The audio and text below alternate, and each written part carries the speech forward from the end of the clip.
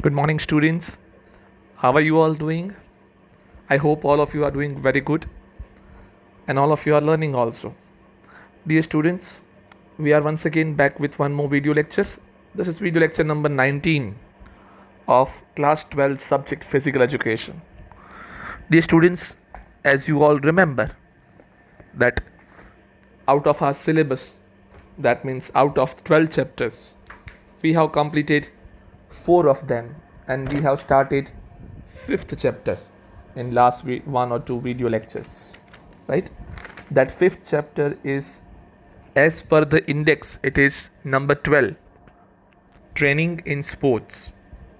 I told you there are 6 main topics in this training and sports topic, and out of this 6 topic, in video lecture number 18, that means previous video lecture, we have completed the first big topic of this chapter.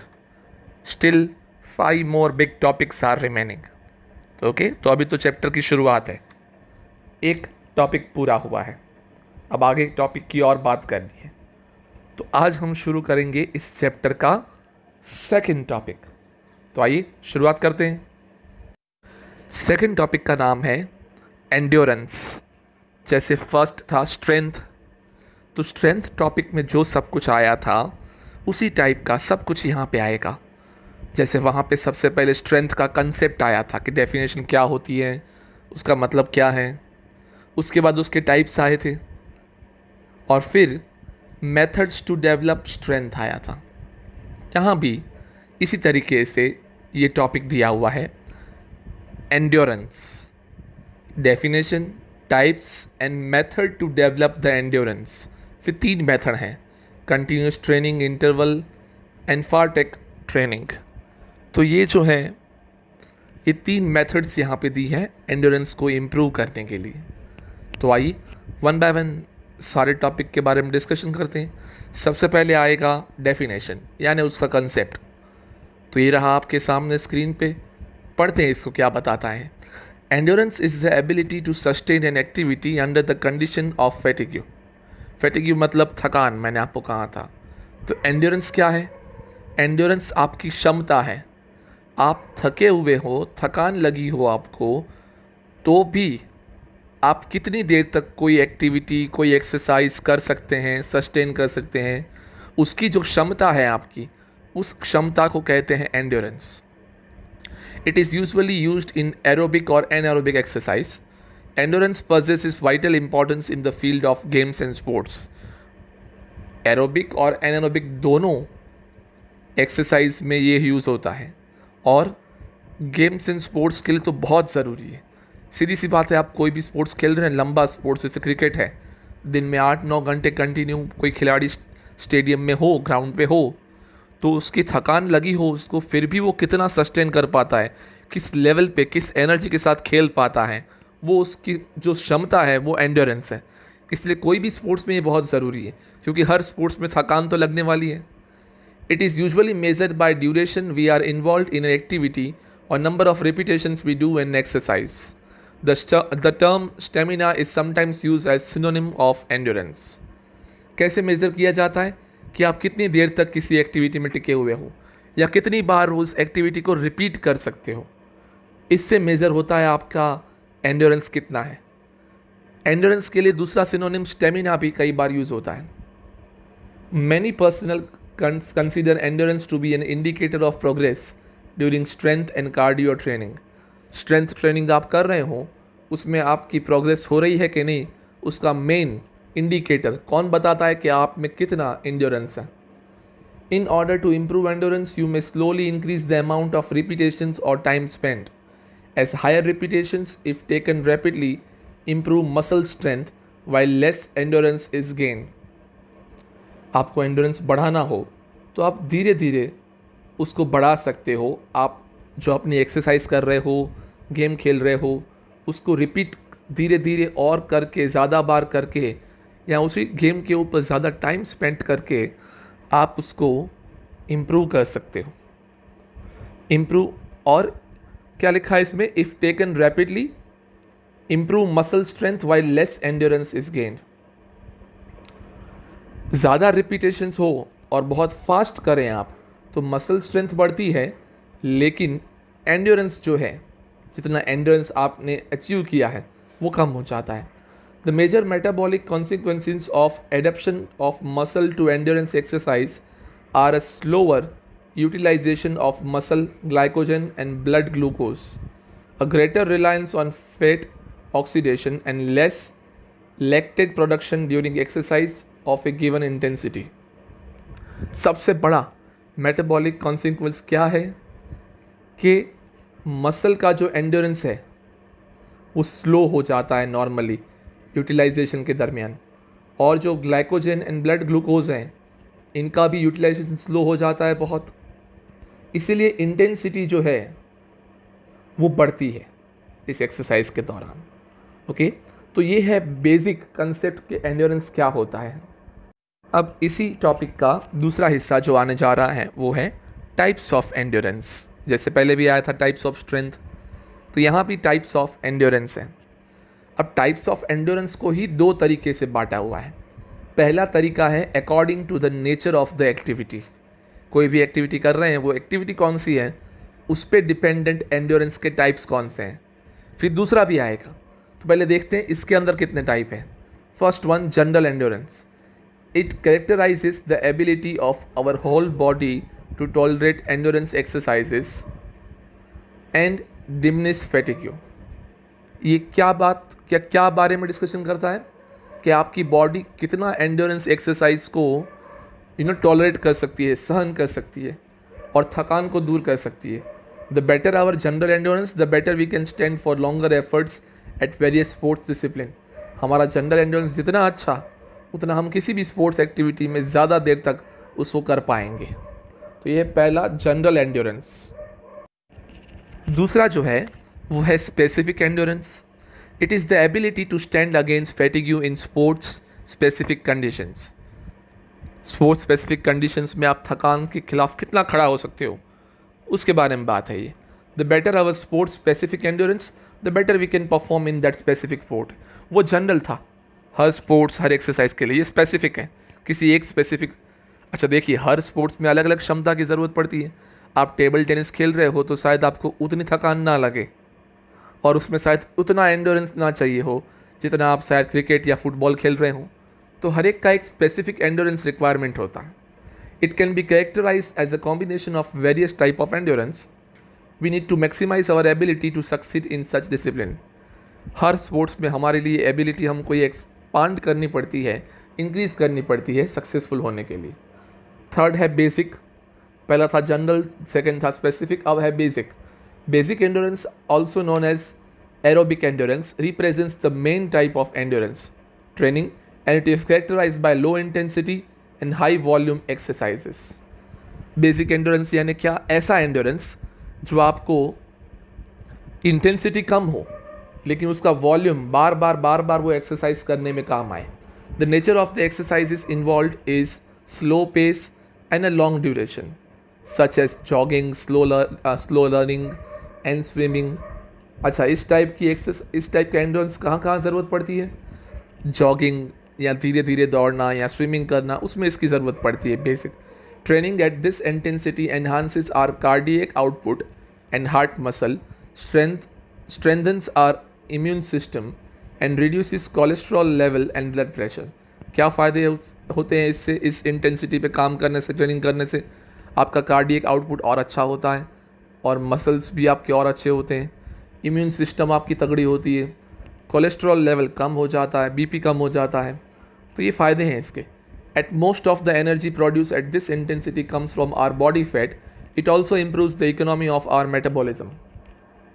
इसमें ज़्यादातर fat में से energy मिलती है, intensity मिलती है, मतलब body के लिए भी अच्छा है।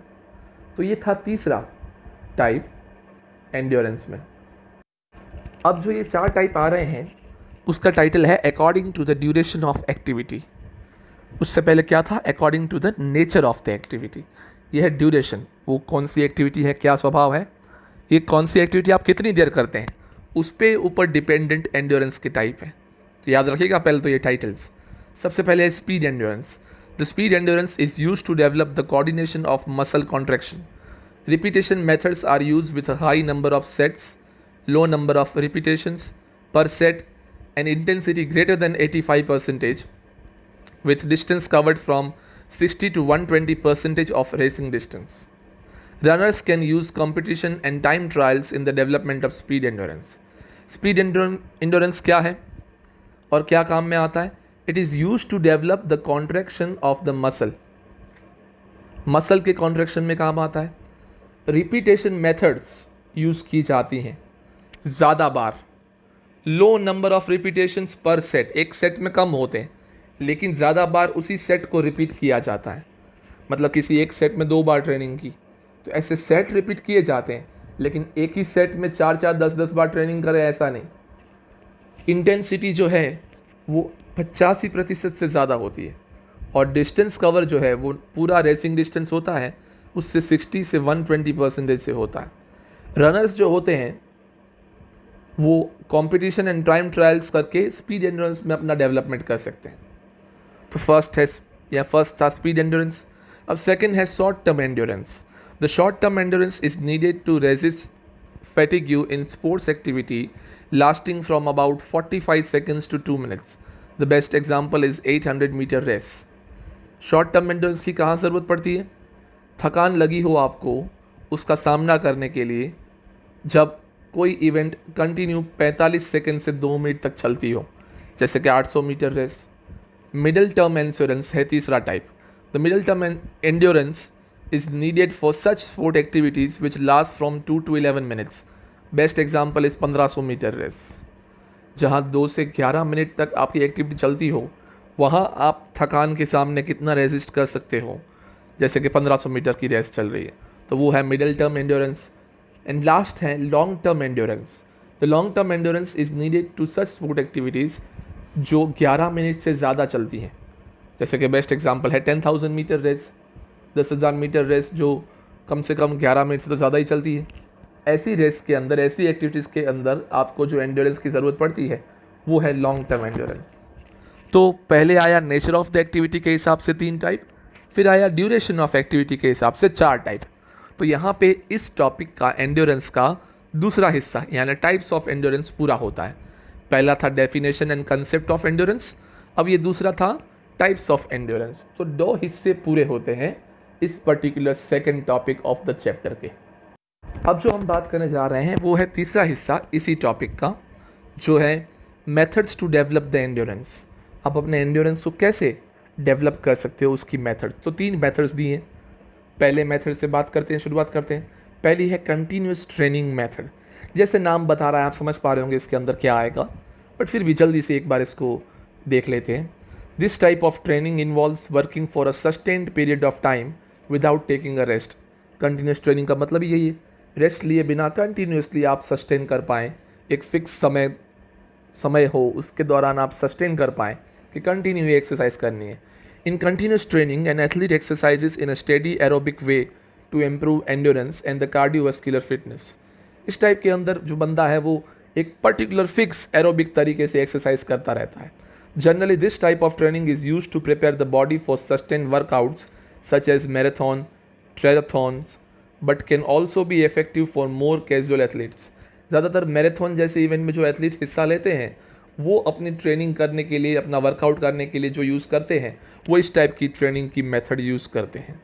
One of the biggest benefit of a continuous exercise plan is the slow but steady improvement most athletes see over the time. इसका सबसे बड़ा बेनिफिट ये है कि कंटिन्यूस एक्सरसाइज करने से भले स्लोली बट आप में इम्प्रूवमेंट तो होता है और ज़्यादातर एथलीट्स ये यूज़ करते हैं. Someone who may only be able to jog for 8 minutes at the start may find after training for weeks that even for 12 minutes और मोर आर अचीवेबल. जो बंदा शुरुआत में 8 मिनट तक ही जॉगिंग कर पाता हो वो हफ्तों तक ये ट्रेनिंग करे तो पता चलता है कि कुछ हफ्तों के बाद वो 8 मिनट तक सिर्फ जॉगिंग करने वाला बंदा 12 या उससे ज़्यादा मिनट तक जॉगिंग कर सकता है. आफ्टर दैट 20 और 30 minutes में ऑल्सो बिकम नॉर्मल. मतलब और ज़्यादा ट्रेनिंग करे तो 20 से 30 मिनट तक भी पहुंच सकता है. Benefits. In addition to helping athletes build up their endurance, continuous training can help people lose extra weight. भाई कंटिन्यू से अपनी वो ताकत तो बढ़ती है बट वज़न कम करने में भी काम आता है. Regular low intensity workout that are long enough to count as continuous training usually lead to sustained weight loss after several months. आप जो ये ट्रेनिंग है वो कम बार करें लेकिन ज़्यादा लंबी समय तक करें तो इससे वेट लॉस 100% होता है. Heart health is another significant advantage of these workouts. इससे हार्ट की बीमारियां भी ठीक होती हैं. People who participate in continuous exercise typically have a lower resting heart rate, which can lead to reduced risk of heart diseases and cardiac stroke. वही बात आई कि इससे आपका हार्ट अटैक आने का भी चांस बहुत कम हो जाता है. तो ये थी पहली मेथड, कंटिन्यूस ट्रेनिंग मेथड. अब दूसरी है इंटरवल ट्रेनिंग मेथड. इसमें भी नाम में समझ आता है, उसमें कंटिन्यू करनी थी, इसमें थोड़े थोड़े अंतराल पे करनी होगी. Interval training enables the athlete to improve the workload by interspersing heavy bouts of fast running with recovery periods of slow jogging. The athlete runs hard over any distance and then has a period of easy jogging. मतलब लंबे समय के लिए एक थोड़ा सा दौड़ लें और फिर धीरे धीरे जॉगिंग करते दौड़ें. मतलब इंटरवल में, एक साथ नहीं. During the interval the heart and lungs are utilise as they by supplying oxygen help the athletes to recover normal breathing. लंबे समय तक आप दौड़े होते हैं, आपकी ब्रीदिंग फास्ट हो गई होती है, तो जैसे ही आप स्लो जॉगिंग करते हैं, थोड़ा सा रेस्ट लेते हैं, ऑक्सीजन की सप्लाई इंप्रूव होती है, आपकी ब्रीदिंग भी नॉर्मल हो जाती है. तो ज़रूरी है ये. Walk back sprinting is one example of this trainings in which one sprints a short distance 100 से 800 metre, then walks back to the starting point to repeat the sprint a certain number of times. मतलब पहले 100 से लेकर 800 metre दौड़ें, फिर धीरे धीरे चल के अपने पॉइंट पे वापस आए, फिर वापस ये रिपीट करें. The number of repetitions should be decided by the trainer, keeping in view the capability of an athlete. अब ये कितनी बार रिपीट करना है, ये जो आपका कोच हो, आपका ट्रेनर हो, वो तय करे. आपकी कैपेसिटी कितनी है उसके हिसाब से. The training workload may be of the following type. कि ट्रेनिंग कैसे कैसे हो सकती है. 100 metre sprint, 120 metre sprint, 280 metre jogging, फिर 150 मीटर स्प्रिंट, 250 मीटर जॉगिंग. या तो 150 मीटर स्प्रिंट 160 से लेके 180 सेकेंड्स, मतलब 2 से 2.5 मिनट करीबन रिकवरी टाइम. या तो 150 metre sprint, 280 metre jogging, 120 metre sprint, 280 metre walk. ये अलग अलग तरीके हो सकते हैं कि कैसे हो सकती है ये कंटिन्यू इंटरवल ट्रेनिंग कैसे हो सकती है. बेनिफिट क्या है. The stress put upon the body cause an adaptation including capillarization, strengthening our heart muscle and improved oxygen uptake. Heart muscle जो आपके हैं वो मजबूत होते हैं, ऑक्सीजन लेने की क्षमता आपकी बढ़ती है. All this leads to improved performance. इन सब चीज़ों से आपका परफॉर्मेंस बढ़ता है. This method of training may be more effective at inducing fat loss than simply training a moderate intensity level for the same duration. इससे फैट जो है आपका वो कम होता है. This is due to the metabolism boost effect. तो ये था दूसरा टाइप जो इंटरवल में ट्रेनिंग होती है वो. अब आइए देखते हैं तीसरा टाइप क्या है. तीसरा टाइप है fartlek training method. Fartlek a Swedish term means speedy play. याद रखिएगा, एक मार्क का क्वेश्चन बन सकता है. फार्टलेग यानी क्या. एक ये स्वीडिश का टर्म है, स्वीडिश कंट्री का यूज़ किया हुआ एक टर्म है, इसका मतलब होता है speed play. Is a form of interval और स्पीड ट्रेनिंग. ये एक इंटरवल ट्रेनिंग का ही हिस्सा है. That can be effectively in improving your speed and endurance. इससे आपकी स्पीड और एंड्योरेंस दोनों बढ़ते हैं. गोस्टा हॉलमर develop it in 1937. Underline this sentence. This can be one mark question. Gosta Holmer developed this one in 1937. Fartlek running involves varying your pace throughout your run, alternating between fast segments and slow jogs. Unlike traditional interval training that involves specific time or measured segment, fartleks are more unstructured. मतलब है तो ये second type जैसा ही, interval जैसा ही, लेकिन वहाँ fix होता था कि इतने मीटर ऐसे, फिर इतने मीटर ऐसे, या इतने टाइम तक ऐसे, फिर इतने टाइम तक ऐसे. मतलब फिक्स स्ट्रक्चर होता था. यहाँ क्या है, ये अनस्ट्रक्चर है. थोड़ा जॉगिंग, थोड़ा दौड़ना, थोड़ा जॉगिंग, थोड़ा दौड़ना, उस हिसाब से. Work rest intervals can be based on how the body feels. कब रेस्ट लेना है, कितना रेस्ट लेना है, वो बॉडी कैसे फील कर रही है उसके ऊपर डिपेंड करता है. With fartlek training you can experiment the with pace and endurance and to experience change of pace. Fartlek allows the athlete to run at varying intensity levels over distances changes of pace of their choice. इस method से क्या फ़ायदा होता है कि वो athlete अपने हिसाब से अपनी लेवल से दौड़ सकता है, कितना फास्ट दौड़ना, कितना स्लो दौड़ना। This type of training stress both aerobic and anaerobic energy pathways, दोनों भी यूज होता है। For performing this type of workout proper warm up should be done and after the workout necessary rest should be taken. ये करने के लिए आपको पहले प्रॉपरली वार्म अप करना है। The following are various type of fast track sessions, क्या क्या अलग अलग हो सकते हैं। 10,000 या 5,000 या 3,000 या क्रॉस कंट्री रेस के लिए कैसे हो सकता है। 10 मीटर वार्म अप करें, STRIDE hard for 4 minutes with 1 minute jog recovery, repeat 8 times, 4 minute fast दौड़ें, 1 मिनट जॉगिंग करें और ऐसा 8 बार रिपीट करें। फिर 10 मिनट्स कूल डाउन, ये हो जाए, फिर 10 मिनट आराम करें। या अगर 1500 या 5,000 या 3,000 मीटर रेस होती है, 10 मिनट वार्म अप करें, STRIDE hard for 3 minutes, 1 minute jogging और ऐसा 6 बार रिपीट करें और फिर वापस से 10 मिनट आराम करें। ये अलग अलग तरीके हो सकते हैं इस टाइप की ट्रेनिंग में।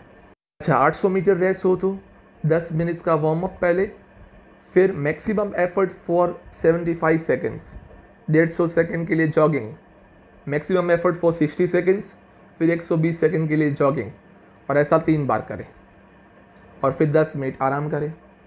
तो ये 800 मीटर के लिए सजेशंस हैं। बेनिफिट्स, क्या फ़ायदे होते हैं।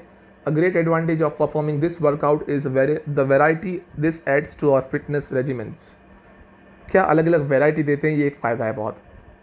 Putting fast track runs in a workout routine keeps muscle, tendons, nerves etcetera strengthen. इनको आप अगर रूटीन में इस्तेमाल करें तो आपका मसल्स जो है वो, आपकी नर्व्स जो हैं वो और मजबूत होती हैं। Fast tracks are a great option for people that run for their health because the fat burning portion makes it very efficient exercise। जो अपनी हेल्थ के लिए कॉन्शियस होकर दौड़ते हैं उनके लिए फैट बर्न करने का ये सबसे बेहतरीन उपाय है। It is not rigid but flexible in nature, so it is very easily adaptable for athlete. ये रिजिड नहीं है कि ऐसे ही करो, बहुत फ्लेक्सिबल है, आप अपने हिसाब से कर सकते हैं, इसीलिए ज़्यादातर एथलीट्स इसको एडेप्ट करते हैं। ओके, तो ये था तीसरा टाइप। तो स्टूडेंट्स, इसी के साथ we are ending this second topic.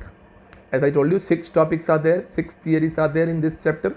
उसमें से सेकंड एंड्योरेंस के बारे में टोटल डिस्कशन हमने कर लिया। पहला टॉपिक था स्ट्रेंथ, दूसरा था एंड्योरेंस। ऐसा ही तीसरा आएगा स्पीड के बारे में। तो जो तीसरा आएगा वो हम अगले वीडियो लेक्चर में करेंगे लेंगे। तो बट नेचुरली आपको पता है होमवर्क क्या है। होमवर्क है आपका इसी टॉपिक के बारे में डिटेल, जो भी सब कुछ हमने पढ़ा वो सब कुछ लिखना, डेफिनेशन, टाइप्स और कैसे इम्प्रूव किया जाता है उसकी मेथड्स। ओके, तो ये एंड्योरेंस के बारे में सब कुछ आपको प्रॉपरली लिखना है। ये आपका बड़ा क्वेश्चन, एक क्वेश्चन आपके होमवर्क में। Okay, so before we end मैं आपको एक बार और बता दूं कि अब जो आपको सारे वीडियो सारे सब्जेक्ट के आते हैं वो टीचर्स की पर्सनल चैनल से नहीं, स्कूल की सेंट्रल चैनल से आते हैं। हम सबकी रिस्पॉन्सिबिलिटी है कि हमारे स्कूल की चैनल को और लाइक करें, शेयर करें, सब्सक्राइब करें और आगे बढ़ाएं जूनियर्स और सीनियर्स तक। तो जब भी आप वीडियो देख रहे हैं, सुन रहे हैं, तो कृपया सबसे पहला काम सब्सक्राइब करने का करें और शेयर करें और सबको बोलें कि सब्सक्राइब करें। Okay, so thank you so much everyone. अगली बार इसी चैप्टर को और आगे बढ़ाएंगे। Thank you, have a very good day, take care of yourself and stay home, stay safe. Thank you.